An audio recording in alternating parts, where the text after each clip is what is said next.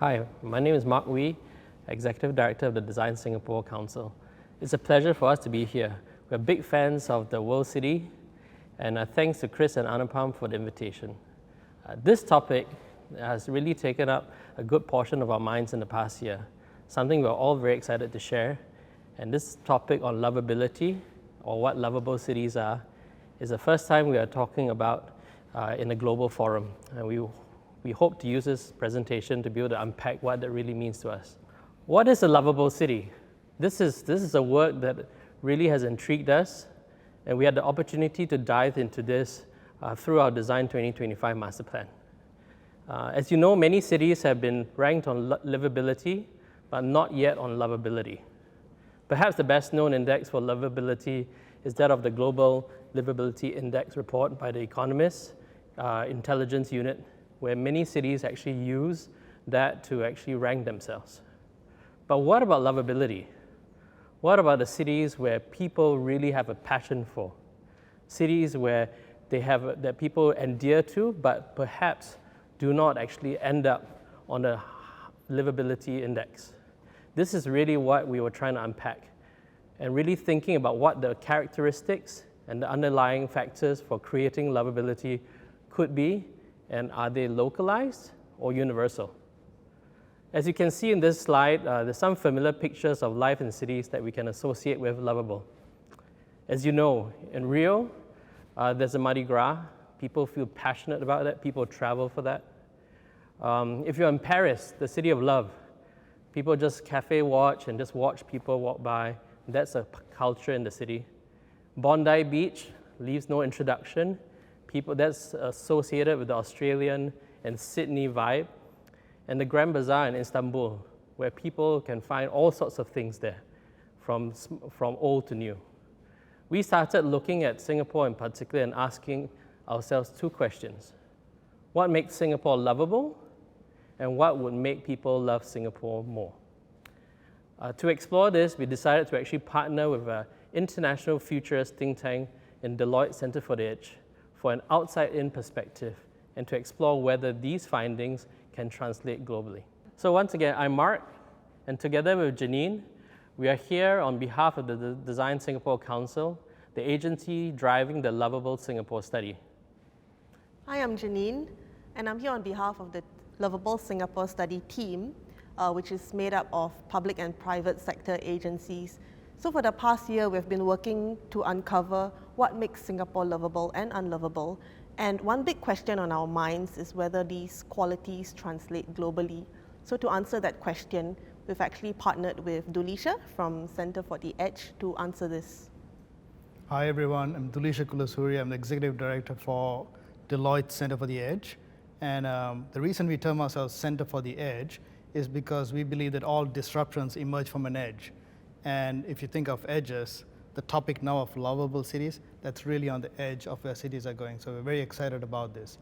So let me take it on from here. What we plan to do for the next half an hour is try and unpack this topic of lovable cities. And it'll be two major sections we're going to go into. We're going to talk about shapes of love, shapes with a P, and shades of love, shades with a D. So the first section is shapes of love. So let's jump right into that. So shapes of love, what do we mean here? So when we started looking at this topic, we were struggling with the idea of getting a single index number. We were running some of the numbers and we were looking at it and said, like, but a number doesn't mean anything. How can you describe Paris or Rio, all the things we talked about, with a single number? So we wanted to look at the different markers. We tried a lot of different anchors here. We ended up with 3 attributes. I'll show that in the next slide. And we also wanted this to be actionable, and we felt that having a few anchors makes it a lot more actionable than one. So here are 3 things on the main attributes of lovability. So the 3 attributes are livable, smart, and human. Now livable, as Mark mentioned, has been studied quite a bit, right? We have livable city indices, we looked at those numbers, we pulled a lot of those numbers. Smart, that's the big thing everyone's going after now, how to make our cities smarter, how to get more convenience.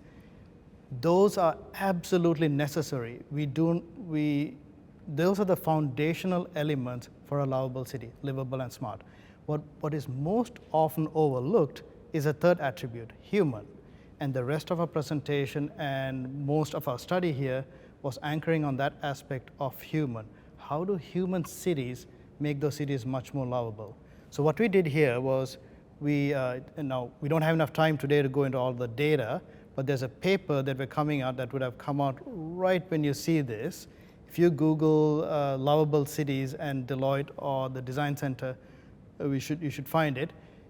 So the three anchors for lovability are livable, smart, and human.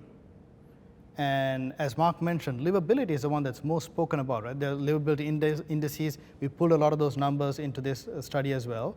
The second is smart, and many cities are trying to get smarter, and that's absolutely needed. There's no reason that we shouldn't use the advanced technology we have to reduce congestion or to reduce crime. However, the most overlooked and important one is human. And that's what we are focused. The focus of this presentation and our study was the human aspect around lovability. So you see here 3 cities that were part of the study. Now there's not enough time to get into the data in this study itself, but there's a paper that just came out. If you just Google lovable cities, you should find it. And we looked at a whole bunch of cities, and you see, when you look at livable, smart, and human across these 3 cities, they look different. And that's why we call them shapes of love. These 3 cities, Sydney, Shanghai, and Berlin, could have the same index number, but that's not what's relevant. Their shapes are very different. Sydney was the most human in our metrics. Shanghai was the smartest, and Berlin was somewhere in between. The reason we find this compelling is that it's actionable. If you're a city planner or a city manager, you could look at this and say, is this a shape we want? It gives you some basis of comparison, and as the demographics and needs of your city changes, you could evolve this. But let's go into why lovable matters at all. So now, going into those 3 attributes of human, smart, and livable, our focus is human. And lovable cities are much more human. Why does this matter? Well, already more than half the people in the world live in cities. And soon, by 2050, it's going to be 70–80%. And these cities are going to have to deal with a lot of wicked problems, like aging populations, climate change, and recessions, economic recessions. How do you deal with these? If you have an attachment to your city, if you have an attachment to the people around you, the human elements of what make a city, that makes you much more resilient. It makes you much more engaged. It gives you a sense of wanting to do something about it. Human cities are going to be the way we get creativity to solve these wicked problems. Now, if that's not compelling enough, let me show you a graph that might be more compelling to you. As part of the data study, we also looked at one more data set that has been getting a lot of attention recently, happiness. So we looked at the World Happiness Index, we looked at all the numbers, we looked at the 3 corners of our triangle, and we correlated our 3 corners, livability, smart, and human, against the happiness index. And the clearest and the strongest correlation was with the happiness, between happiness and humanness. It's a correlation, but we know that human-centered cities are happier cities. So on this graph, Auckland and Sydney are both the happiest places and the most human-centered cities as well. But this is data. I want to get away from the data to actually what makes these cities more human. So this came out of our research in Singapore, in the Loveable Singapore study, and then we used it to balance that against a global context to say, does this apply to global as well? We also pushed the global ideas and the global context in the study to say, is this relevant in Singapore as well? So these are kind of the findings of what makes a city human from both a Singapore standpoint as well as a global standpoint. There's 6 of them, right? But the way we interact with a city falls in 4 dimensions. The public institutions, the agencies, the institutions that run a place, that set the regulations, that manage the city, the people and the communities themselves, who's within a city, who do you interact with, the people who live in the cities, the cultures and identities, the traditions, the feel of a city, and the places and spaces, the actual physical architecture of the space itself. So that's how we interact with a city. Now, what are the emotions? How do we engage with the city differently? So there are 6 of these emotions, right? We're going to walk through each of them, and then we're going to go into much more detail quickly in this. Connection is the first one. And connection is, the sense of connection is feeling close and affection for others in the city. This is how you connect to the rest of the people. This is closest to the people and communities dimension. Next is attachment. And attachment is feeling familiar and rooted to the city. This is very closely related to connection, but in this case, we're focusing on the place and space kind of thing, the physical manifestation. The third is stimulation, feeling interested and excited about the city, what it has to offer, the element of surprise. The fourth is freedom, feeling free to escape and to express and to be yourself. The fifth is inclusion, the sense of inclusion. You feel that you're included, accepted, perceiving ourselves to be treated fairly in that city. And the final one is agency, feeling to be able to influence change in the city.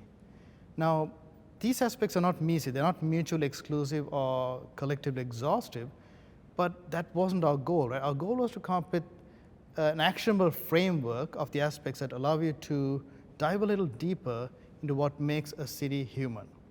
So here's what we're going to do over the next 12 images. We're going to go to each of these, and we're going to give you an example from Singapore and an example from the global arena. So it's going to go very quickly, but I hope it's engaging, and I hope it gives you a sense of what these elements really mean and how they manifest. So Mark's going to talk about the Singapore example, and I'll follow with the global one. So Mark, do you want to take our first one on connection? Absolutely. So as you see, this is a slide of a hawker center in Singapore. And as you know, planners do a great deal to facilitate community through infrastructure design, right? Designing open spaces with porous perimeters, for instance, encourages social interaction. And connection is especially enhanced from being in places designed for lingering, right? And in Singapore, this is our local food hawker centers which provide cheap, yummy, diverse food choices to everyone. But more important is actually in building shared cultural practices that transcend ethnic differences. And that very much makes up our food culture and also what creates a sense of connection into the city. So now a different example. This one comes from Denmark. It's the Superkillen Park. And this was an intentional space that was created to engage the community in that Nørrebro neighborhood in Denmark. And the space was co-created with a multi-ethnic community. It showcases over 60 artifacts from all over the world. Here you can see kind of the black octopus Russian set, the playground set. You see a Muay Thai boxing kit. 60 of these things. They even have 3 tons of soil from Palestine. And this was a way to engage the community with each other and the city. Right? So that was the main point. The second was an intentional shift away from the image of Denmark being this homogeneous city to one that accurately reflects the diversity that's very much part of Copenhagen. So now let's go to the second one, attachment. You think about it, that's really about how we feel rooted to our city as a home. We feel attachment through cultural anchors that actually help to create a shared identity, which actually transcends differences in background and ethnicity. In Singapore, as you know, we have our food culture, but also we have our local language in Singlish, which is really just a mixture of dialect and all the different languages from the different ethnic groups here. For us, really, that is very much part of culture. It is more than just monuments that keep us make us attracted or attached to the city, but it's really these things, right? Sights and sounds and the intangible that creates a sense of rootedness. And for me as a Singaporean, right, going overseas, if I can hear someone speaking English a mile away and I know that, hey, you know, I'm connected to him or her. Now this attachment from a global, this comes from 4 different cities here. It's different. This is much more anchored on the place and space we talked about, right? So you see Little India, it's in Singapore, the Chinatown is in London, but at this point you have a Chinatown in every major city. That's Japantown from Sao Paulo, the largest Japanese community outside of Japan, and Little Italy from New York City. Now, we can't imagine these cities without these spaces, right? They've been with us for generations, and these spaces are built over the generations, and that over time becomes an anchor of how we connect with the city, not only for the residents of those neighborhoods, but even for the rest of the city as well. We build rituals, we build connections into those parts of the city, right? And this is a different way of showcasing attachment, the aspect of attachment to a city. So let's jump to the third option here, the third idea, and that's around stimulation. So stimulation, right? I think it's something that it's pretty easy to understand, but it's really about how you feel interested and excited about the city that has to offer, right? As you said, every great city has many things that they could do. And if you think about it, right, they're really along different realms that will allow citizens or tourists to be able to enjoy and discover the city. There's a cultural aspect of the city. We see that in museums, like the bottom left image. There's the great dining scene or a bar scene, as our rooftop bars here in Singapore on the top left. Attractions, right? Being able to, like the image on the top right, being able to go and do a treetop walk at the Gardens by the Bay super trees. Or really just, in recent years, real popularity for health and wellness, right? Sporting events throughout the city as well. And from Singapore to London, now this is also 4 different aspects of the same. This is very similar to Singapore as well. You see Camden Park, you see the Natural History Museum, you see graffiti, and a basic clubbing scene, right? So it's very similar. London already has a canvas of all the different aspects that stimulated throughout the day and the night. Now, one interesting nudge that the city did was in 2016, they appointed a night czar. They appointed Amy Lame to be in charge of making London a 24-hour city. And this is part of a larger movement to say that it's reflecting the change in people's behavior, that people might want to get a haircut in the middle of the night or do something else. A statistic I didn't know, 1.6 million Londoners, workers in London, work night shifts or work late at night. That could be the restaurants and the bars and everything else, but there are many others who are working different hours in today's day. Now they have a 24-hour tube, right? So it fundamentally shifts what a city can be as well, but it provides stimulation day and night. So that's our third one of stimulation. Now going on to our fourth one, it's a very different concept, freedom. A sense of freedom. How do you breathe in dense urban spaces, right? This example I'll give is really one meaning to the sense of freedom, really around sort of spaces that provide mental well-being from living in a very high-density city such as Singapore. What that's done is usually coming from green spaces that have been interwoven amongst dense housing that gives the city a breathability and also people a place to escape, to be able to de-stress and just be able to restore themselves. Especially so in the pandemic where we've all been working from home or have not been able to travel out of Singapore. So this image here is something close to my heart. It's that of the Green Corridor, which is really the old train track from Malaysia to Singapore that was converted into a public park and a public space for people all across Singapore to come and use to cycle and to walk and to just basically escape. It serves 1.2 million people. It is 24 kilometers long, and it passes through the entire length of Singapore from the north to the south, right, finishing out right in the center of the city. The National Parks Board has recognized the importance of breathing spaces through their plans to have parks within 10 minutes of each other's home, or everyone's home. Now here it's a very different aspect of freedom. This is the freedom to express yourself and to be yourself. Now this comes from the Pride Festival in San Francisco. San Francisco was our home for over a dozen years. It's very close to us in many ways. And one of the reasons we loved San Francisco was that sense of freedom. Burning Man, for any of you know it, came out of San Francisco. And if that's not edgy enough for you, try Googling Folsom Street Fair. There might be things you see you won't forget. Now, in the past, large cities offered a sense of freedom because of its anonymity, right? You could hide and you could be yourself because you're among so many people. It's not like being in a small town. However, that sense of freedom is changing. It has progressed beyond kind of anonymity towards acceptance. And what city planners can and should and are doing more and more is creating space, driving education for more people to feel accepted. And this is very close to our next topic around inclusion. Inclusion, a sense of inclusion, what does that mean? It feels being included, obviously, and accepted, and really perceiving ourselves to be treated fairly in the city. So in the face of globalization, who's included, right? In Singapore, we are a multiracial society, so we've had historically racially inclusive policies that have been designed with actually cuts across our daily lived experiences. For example, schools and public housing actually have quotas which actually determine the number of people across the different racial groups that will live together, and has created opportunities for intermingling and deeper interactions. This has worked well, but also in recent events and years, we've seen more stresses to that with occasions of racist incidents and anxiety over foreigners.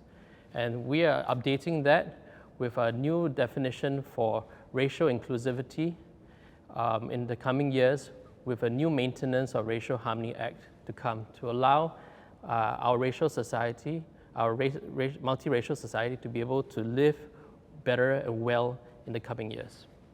And here now is a very different facet of inclusion. Where Singapore was policy-led top-down, this is bottom-up, from the ground, and it's a cry for inclusion. So here we see two images from rallies in the US in the last few years. The first from a Black Lives Matter rally and the second from a Stop Asian Hate rally. Now, these are both grown-up initiatives, and in this case from people of color and their allies, where inclusion was falling short of expectation. The Black Lives Matter movement, which started in 2013, has fundamentally changed the way the US talks about race. BLM is still, it stands as a critique for the status quo, right? So it's filling in the gaps where the cities and the country wasn't living up to a change expectation of what inclusion could look like. The Stop Asian Hate is a newer, more recent movement, and its response to the increased racialized attacks during the pandemic. Now, these moments showcase that inclusion plays a significant role in the lovability of a city or a nation. And now for our final aspect that makes a city human, a sense of agency. Agency, the feeling of being able to influence and change your city. How can we co-create and take ownership of a city? Increasingly, our youth and interestingly, our elderly groups are actually calling for more opportunities for co-creation and the ability to contribute to community and national issues. Public institutions are starting to recognize the growing opportunities available for this and the changing relationship with their electorate. And they're starting to organize more consultative and public engagement sessions, such as our Singapore Together movement and our Emerging Stronger Conversations. And this is a wonderful image of a public space participatory design project commissioned by one of the local town councils. There are more conversations around whether current rules and guidelines are too restrictive and whether people can have a greater say in this, but this is really fully being acknowledged. And there's a constant effort right now to think of how do we design for more effective community participation in the coming years. And this final image here, or set of images here, come from Mumbai, India, and it's a very different facet of agency. And it started with a gentleman there, Afro Shah, who's a young lawyer and an environmental activist. And he was walking past his beach, the Barsona beach in Mumbai every day, and it's just piles and piles of trash. And one day he decided he was going to do something about it. He and a neighbor started picking trash, and a few weeks later, some more young people joined them, and a few months later, more joined them. And over 2 years or 3 years, it became the largest beach cleanup in the world, where tons of trash was removed. And you see the result in that bottom picture over there. 70,000 adults and 60,000 students came together over that period of time as individual volunteers to clean up the beach. And one of the crowning moments at the end was the olive ridley turtle hatchlings were spotted on the beach. So they came back to this beach after many, many years. So this showcases agents in a very personal manner where the first one resident and the whole community comes together to address a need that wasn't being met by others. Now, as you can see from these examples from Singapore and around the world, humanity makes our cities more lovable, right? So this kind of ends the first section of what we talked about on shapes of love and the human aspect of it. Now we want to jump into the second section and transition from shapes to shades of love and ask the question of lovable for whom? So one big question that city planners often run up against is lovable for whom, right? Because we know that the city can be lovable in different ways to different people and sometimes at different times. And the honest truth is that for most city planners, it would be very difficult to design a city that is perfectly lovable to everybody in equal measure. So quite often, what planners would have to do would be to consider choices, trade-offs, and prioritizations. So that is why to us, besides the shapes of love of a city, we think it's equally important to look at the shades of love within. And that comprises of the aspirations and desires and sentiments of segments of the population. So to do that, we can actually start by creating personas based on key segments of the population that the city serves in order to better understand the people living there. So for us, we took a step at that in the Loveable Singapore project by speaking to a lot of people. We spoke to more than 2,000 people over the span of the past year, clocking up more than 60,000 minutes of engagement time and using as wide a variety of engagement tools as we could in order to make our research accessible and interesting and a more lovable experience to everybody who took part in our study. So we did this through games, workshops, photo, video submissions, and much more. So what this left us with was a set of data from which we created 4 personas that represent 4 types of residents that showed up in our research in their distilled essence. Now, of course, we recognize that each person is way too complex to be distilled into one single type. However, our endeavor is an acknowledgement that there are specific characteristics and needs and challenges and behavioral patterns that would set some people aside from the others.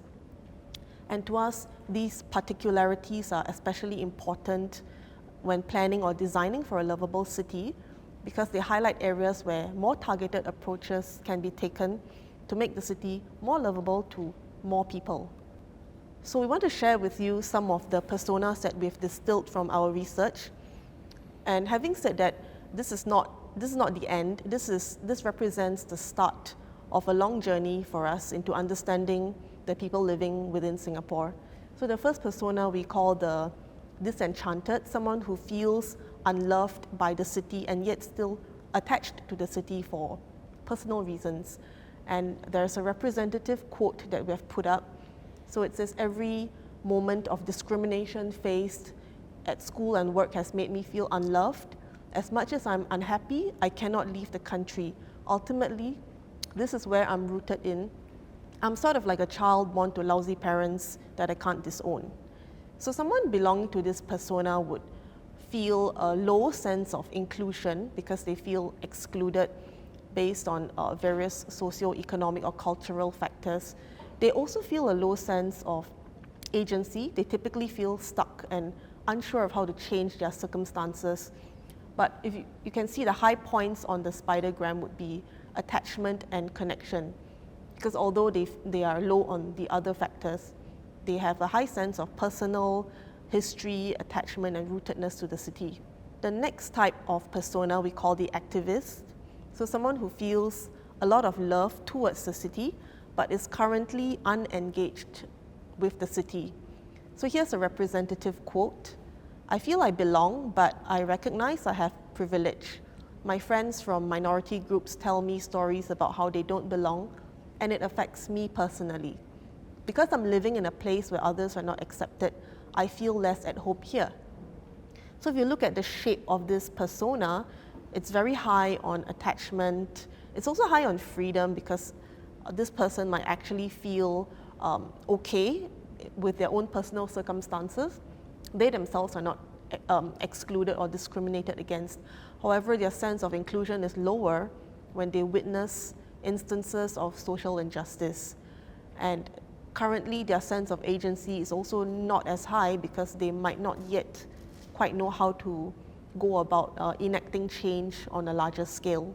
The third type of persona, which I think shows up quite in a large group across different cities, would be what we call the every person. So this is someone who feels loved by the city, but is currently unengaged with the city for different reasons, and this is because they don't personally feel it's important. So a representative quote, "My relationship with Singapore is transactional. I'm grateful because they've done a good job. I would not love this place if it was not livable. Even though I have my complaints, I think it's still a better city to live in. At least we get to enjoy good benefits and subsidies. I feel well taken care of." So here's someone who scores high on the inclusion, attachment, freedom front, and low on the agency front because it's not important to them to create change because everything's working well. The last type of persona we call the supporter. So here's someone who ranks themselves highly across all the 6 emotional connections. And a representative quote, "What's not to love about this place? We are clean, green, peaceful, safe. Everyone has a part to play in Singapore's future. The moment you feel it's the government's job to take care of you, that's where things start to go wrong. Everyone has to feel this is my home. You clean your home and you fix it." So someone belonging to this persona, as you can tell from the last line, already tends to be somebody who's very engaged in frequently in grassroots activities or volunteer work.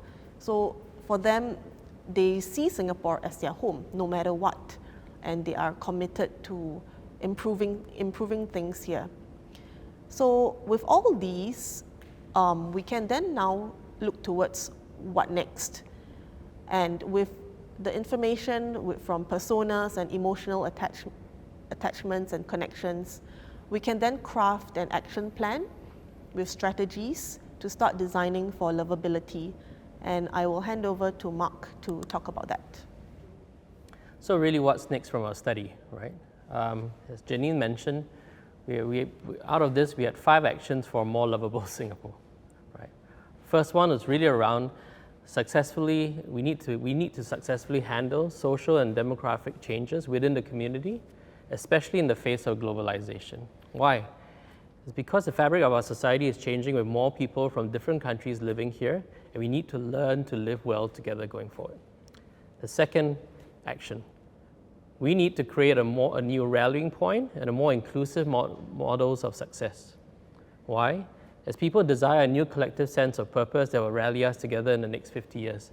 And they are different from the third world to first story and aspiration that we had in our first 50 years. The third action, we need to actively design moments of delight as part of the daily lived experience here. Why? Because dense urban city living can be difficult, stressful, and sometimes routine. And we need delightful moments and experiences for a more joyful life. Fourth action, we need to create a new relationship and new tools for dialogue with our public institutions. And why? Why? Because citizens are increasingly more active and expecting to be engaged. And we need to develop new tools to dialogue and to be able to talk about sensitive and complicated issues. And the last action is really around we need to effectively and successfully engage our youth. And why? Because the youth hold a very different worldview than our generations, and yet wish to be engaged in the shaping of their future. And we need to better engage them. Right?